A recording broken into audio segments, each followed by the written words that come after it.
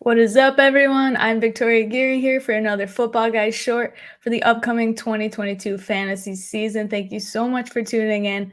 In the last couple of weeks, I've been talking about value players you can draft at each position in best ball or redraft formats, including tight ends, most recently running backs, and now continuing the trend this week with wide receiver twos that have wide receiver one potential. Now, before I get into things, make sure you're checking out footballguys.com for all of our incredible offseason content.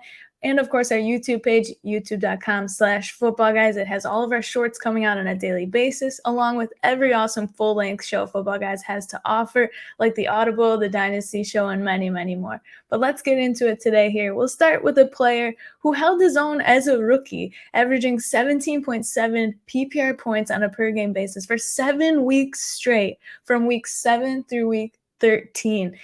Those points per game were good enough for third overall behind wide receiver legends Cooper Kupp and Justin Jefferson only in that time span. He flashed incredible potential prior to unfortunately injuring his quad after week 13 and being placed on injured reserve. His current ADP for underdog fantasy is listed as wide receiver 20 overall. Fantasy Pros has him ranked at wide receiver 24 overall for the upcoming season. And Fantasy Football Calculator is showing this player coming off from draft boards in the 5th round at 5.02. I am, of course, talking about rookie wideout Elijah Moore of the New York Jets. Now, I know I said a triggering word in Jets.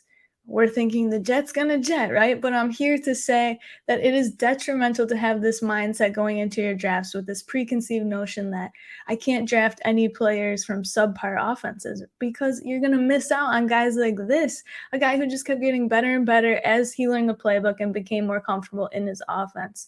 His snap counts increased from an average of 52% weeks 7 through 10, jumping to 80% in weeks 11, 12, and 13. His per game targets jumped from 6 targets per game to 10. His average yards per game jumped from 52 yards to 88 yards per game in that time span as well. And as we love to do in the fantasy community, if we extrapolate the 7-week stretch to a 17-game season, Moore would eclipse 135 targets, 85 receptions, and over 1,100 yards. Pretty darn good for a wide receiver you're getting in the wide receiver 20 to 25 range. Now, you might ask yourself, why is Jalen Waddle's ADP astronomically higher than Moore's? Jalen Waddle, wide receiver for the Miami Dolphins, a fellow rookie last year who had a massive breakout season. His underdog ADP currently a wide receiver 10, Fantasy Pros at wide receiver 11, compared to Elijah Moore as high as wide receiver 24. Well, I think recency bias has us here forgetting that Moore had this incredible run prior to his injury, right? Your average fantasy player is forgetting that he was placed on injured reserve after week 13. So it's driving down his price a little bit, which is great news for our chances of getting him on our fantasy teams. His teammate, Jamison Crowder, left the Jets in free agency to come over to the Buffalo Bills, #GoBills, of course, which in theory leaves about 70 vacated targets for Elijah Moore to benefit from.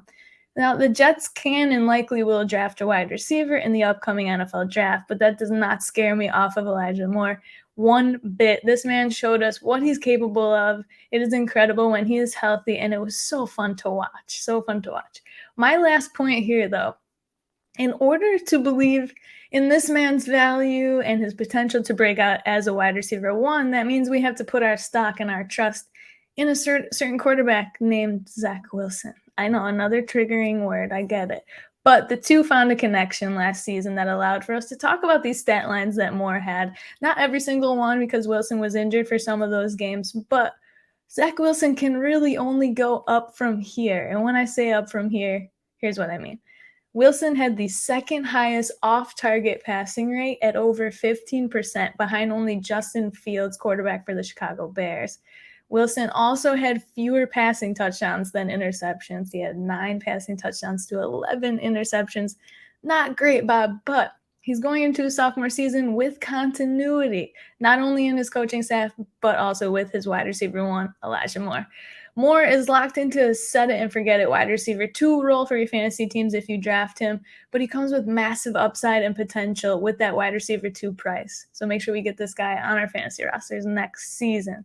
There's one other guy I want to talk about. I'll hit on briefly. I love this guy for next year as well.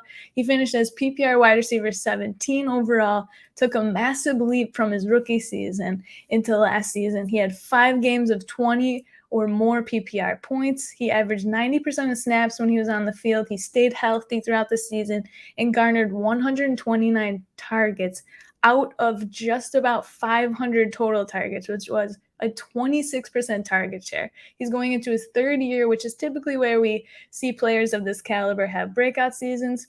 And not to mention, he just got a quarterback upgrade for his 2022 season. I'm talking about Michael Pittman, wide receiver for the Colts. His current ADP from Underdog is wide receiver 27 overall, albeit that might be catching up still from that news that Matt Ryan is now the new quarterback for the Colts. Fantasy Pros has him ranked at wide receiver 19 overall for the upcoming season.